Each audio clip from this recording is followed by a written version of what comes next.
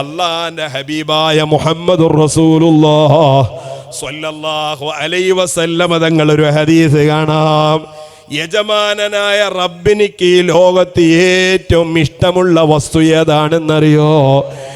ഏറ്റവും ഇഷ്ടമുള്ളത് അള്ളാഹുവിലേക്ക് ഖേദിച്ച് മടങ്ങുന്ന യുവാക്കളെയും യുവതികളെയുമാണെന്ന് ലോകത്തിൻ്റെ തിരുദൂതർ നബി മുഹമ്മദുർ റസൂലുള്ളാഹി. അള്ളാഹ്ക്ക് ഏറ്റവും ഇഷ്ട തൗബ ചെയ്യുന്ന പാവപ്പെട്ട ചെറുപ്പക്കാരെയും ചെറുപ്പക്കാരികളെയുമാണ്. പ്രായമായ പിന്നെ ഓട്ടോമാറ്റിക് തൗബയുടെ മനസ്സ് വരും. അങ്ങനെ വരാതിരിക്കുക എന്നത് വലിയ അപകടങ്ങളുമാണ്.